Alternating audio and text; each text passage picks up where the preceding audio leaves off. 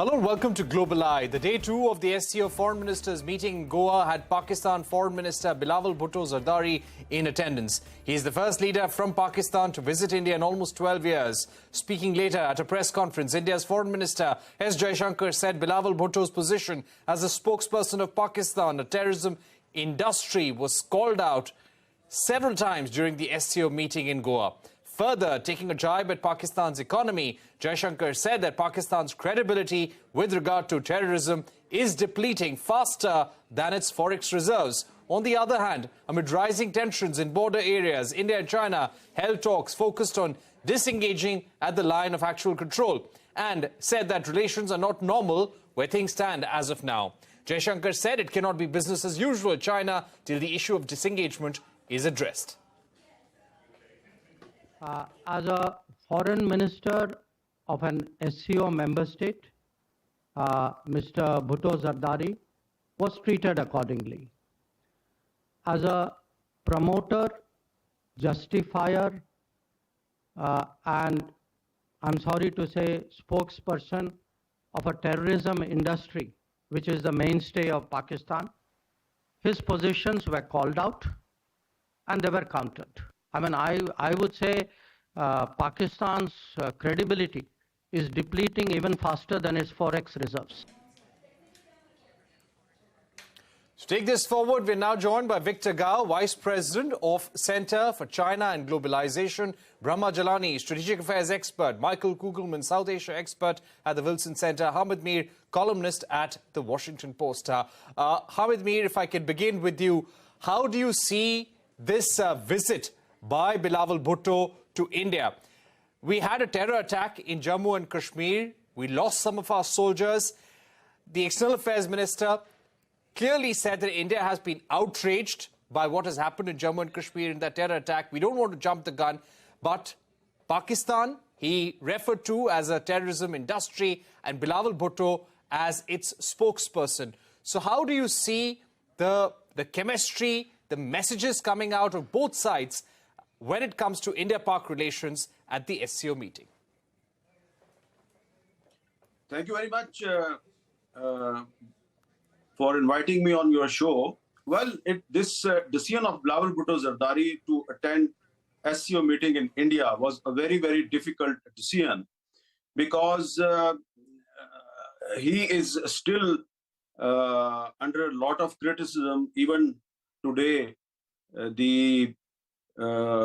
many prominent leaders of the Pakistan Tehreek-e-Insaf, which is led by former Prime Minister Imran Khan, they are attacking Bilawal Bhutto Zardari with different allegations, and they are alleging that he is there to sell out Kashmir.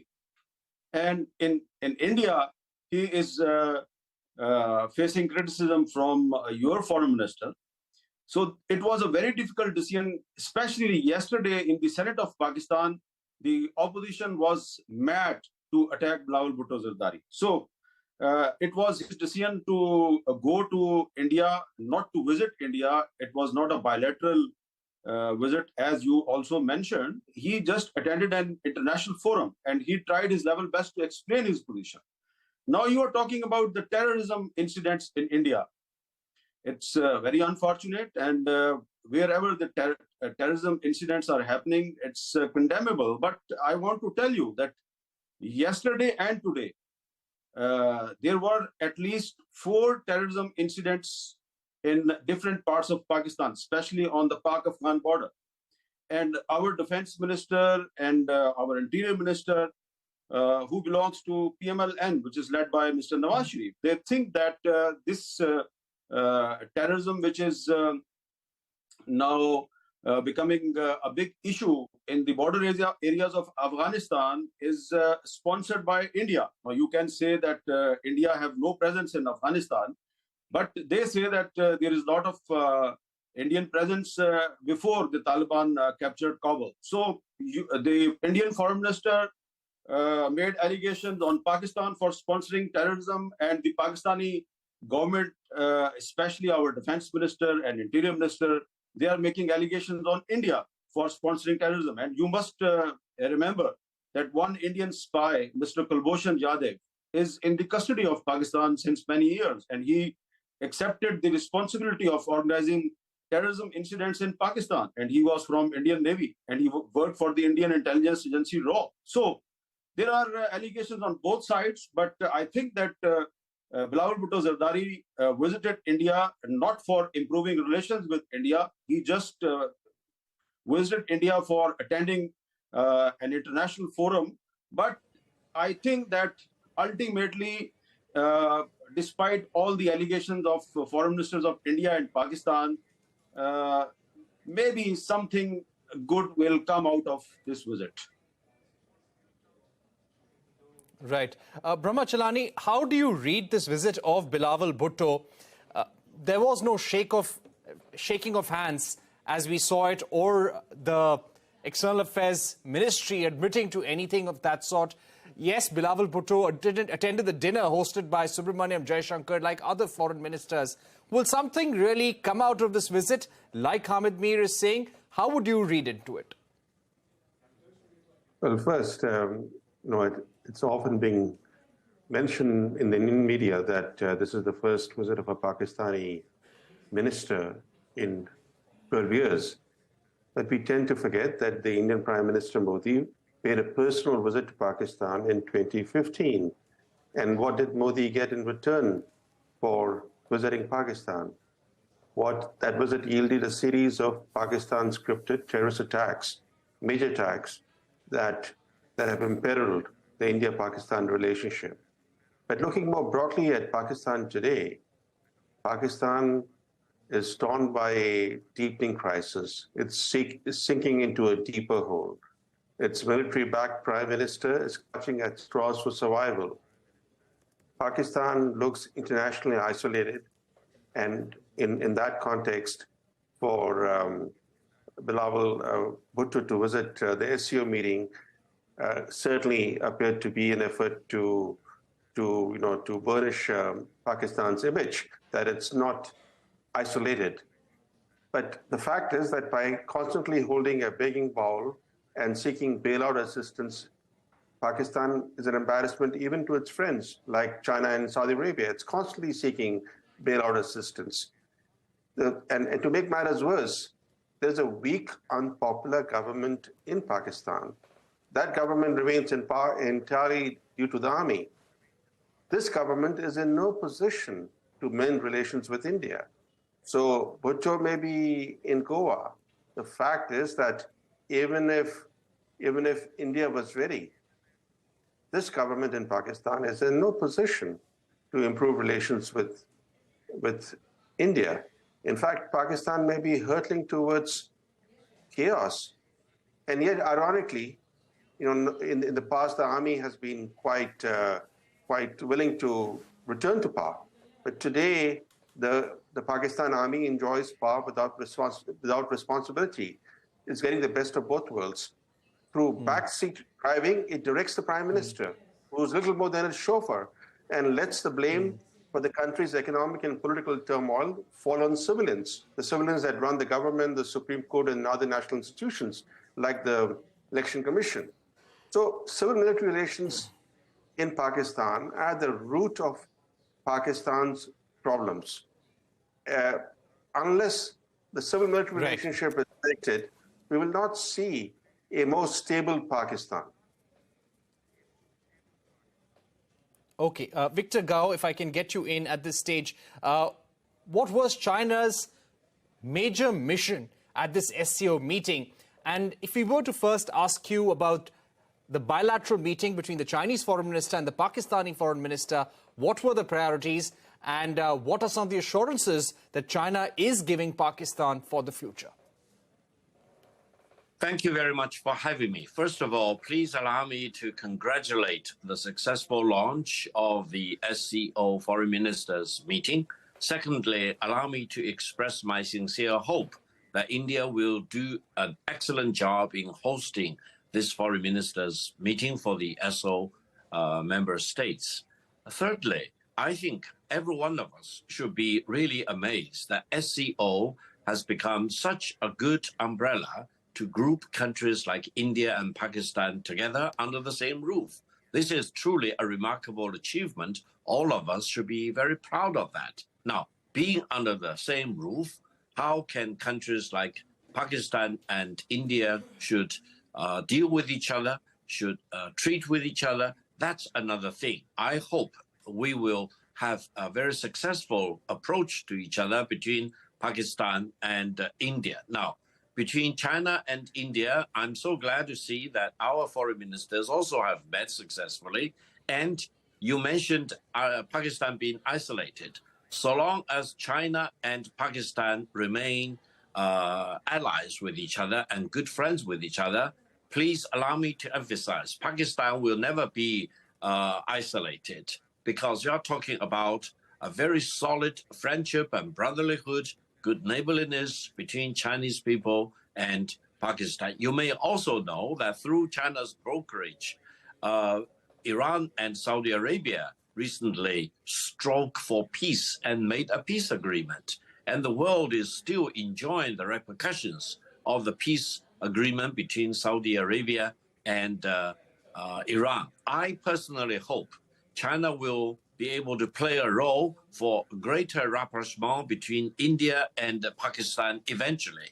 Right now, it's a mission almost impossible, but we should not give up hope. We should give the rapprochement and better relations between India and Pakistan a chance, because we are living in a world, and SCO has a very important role to play. That is to promote peace, stability, and reconciliation, rather than allowing confrontation and conflict or even war to break out within the SCO member states. This is a very important thing that all the SCO member states should strive I'd like to get in. All right. I'd like to get in Michael Kugelman at this stage to react to what Victor Gao said. When it comes to the diplomatic muscle that Pakistan has as of now, today in the press conference that External Affairs Minister Subramaniam Jaishankar addressed at the conclusion of the SCO meeting, Michael, he said that Pakistan's credibility vis-a-vis terrorism is depleting faster than its foreign exchange reserves.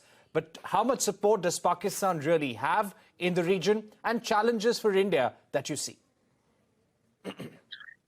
Well, I mean, Pakistan is, of course, in a very difficult spot right now. We know about this poly crisis that it's experiencing, headed up by a very severe economic crisis, as well as political paralysis and a resurgence of terrorism in the country. So it's looking for as many friends as it can find. But indeed, we have seen in recent weeks, really in recent months, that even its closest friends are not jumping to its side to provide bailout assistance in the ways that it could have expected in the past. And I refer specifically to its Gulf allies, Saudi Arabia, and even China for that matter. But I would argue that this is why it was especially important, I think, from Islamabad's perspective, for the foreign minister to be at this summit in Goa.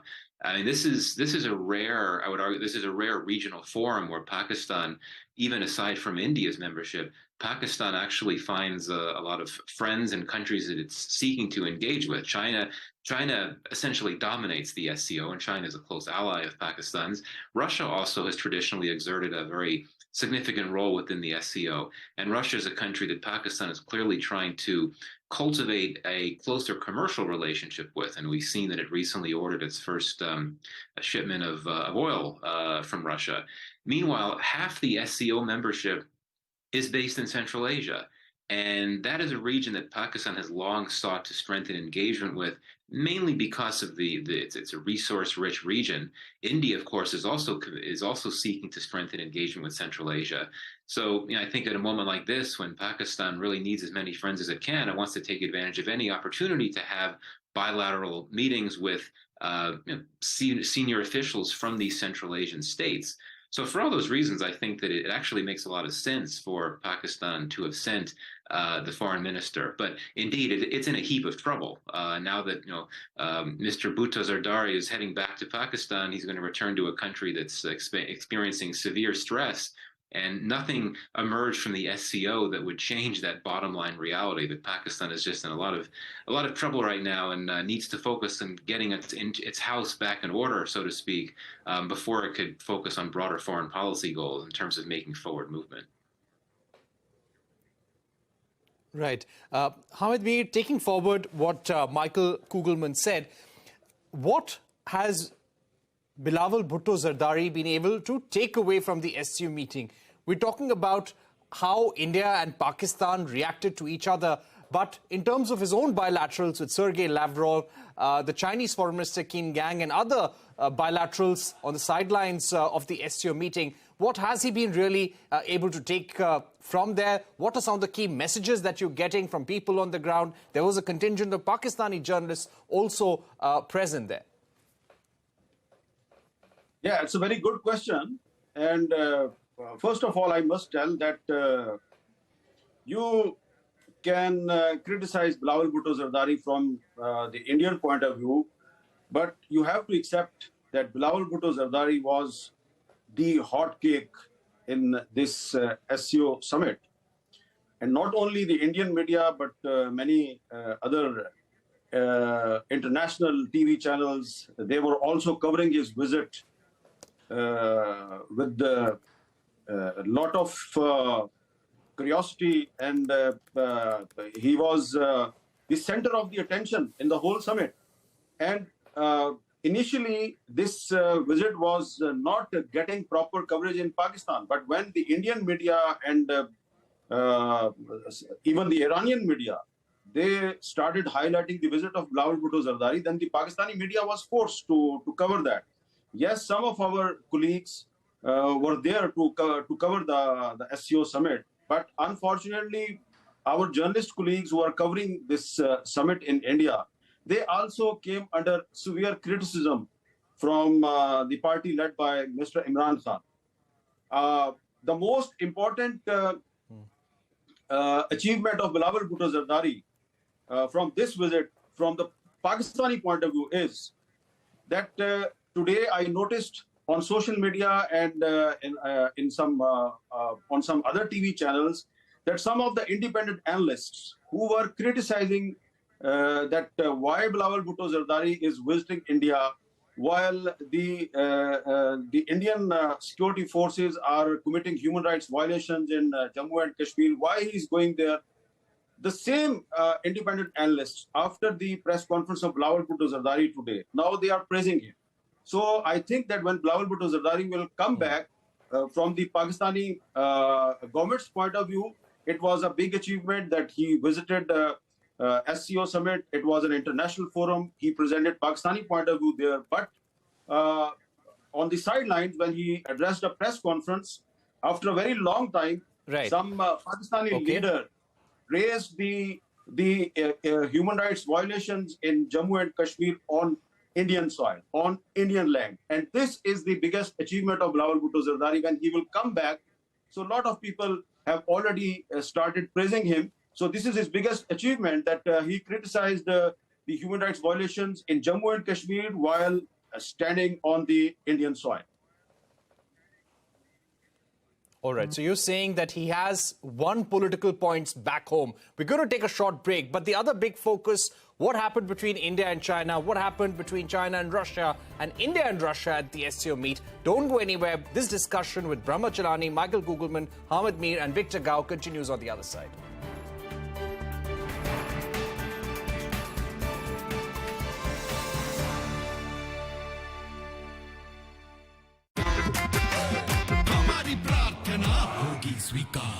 Zero Forward, the Women's Collective.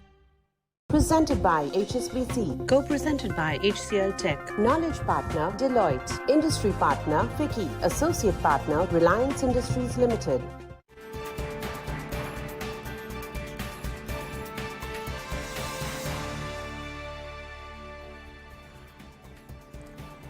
Welcome back. We're discussing the big takeaways, highlights of the SCO meeting in Goa with Victor Gao, Vice President for Center for China and Globalization, Brahma Chellaney, Strategic Affairs expert, Michael Kugelman, South Asia expert at the Wilson Center, Hamid Mir, columnist at the Washington Post. Michael, do you think this visit would only give a chance to Russia to deepen their relations with all SCO partners, gave a chance to Lavrov to brief all foreign ministers, SCO foreign ministers, on Russia's view on the Ukraine war and how it plans to continue fighting it? Do you see relations between SCO nations deepening further in the months to come? Well, I would certainly argue that the SCO is one of the few regional and indeed global organizations where Russia is welcome. Russia doesn't have any enemies within SCO. It has quite a few friends.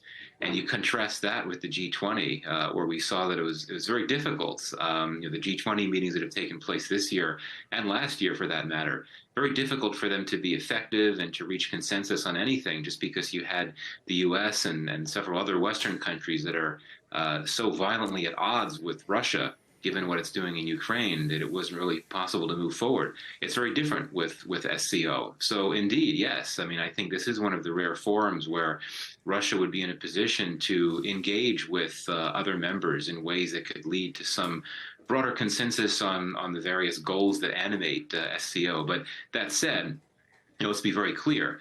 None of the countries in SCO, besides Russia, including China, support what Russia is doing. Everyone wants the war to end.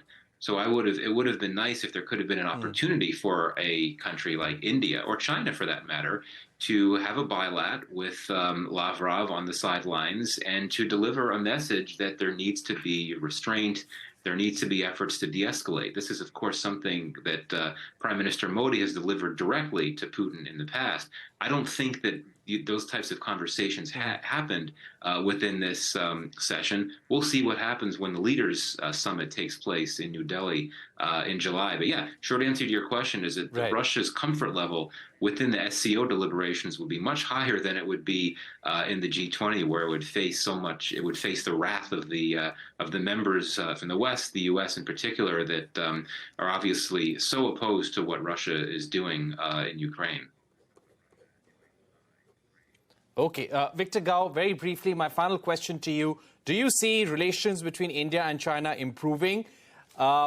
When Xi Jinping visits India for the SCO summit and later for the G20 Leaders Summit in September, will there be a plan to somehow end this standoff when it comes to China's solution to what's happening at the LAC? What is that version and how can this be resolved according to China?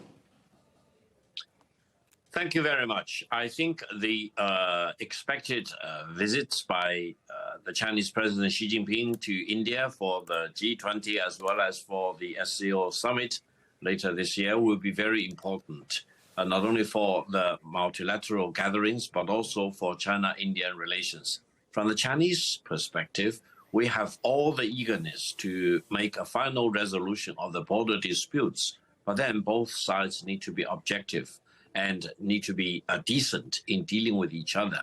And I don't think the line of actual control is the final border between China and India. We really need to be very careful in analyzing the origins of the border disputes and try to make sure that the border disputes are eventually put behind us. Because after all, both China and India are the only two superpopulations, meaning each country has a population of above 1 billion people. And as superpopulations, we have extra responsibilities, not only for our own people, but for each other and for the rest of mankind. Therefore, I do have confidence that India and China will eventually demonstrate sufficient amount of wisdom, vision, courage to sort out their border disputes. And your other panelist mentioned about India's role in the world of today. I would want to emphasize that it will be a surreal and dangerous world if India loses its own independence of making up for its own foreign policy. India has always pursued an independent foreign policy as a leader of the non-aligned movement, etc. And I do believe that India will keep its own independence of mind, and rather than being subjugated to any other big power in the world. India has always been clear that it wants a complete status quo at the LAC as it existed before the Galwan clashes. We'll have to leave it there. Hamid Mir, Michael Kugelman, Brahma Chellaney, Victor Gao, thanks once again for joining us with the highlights, big takeaways from the SCO meet in Goa. That's a wrap. Goodbye.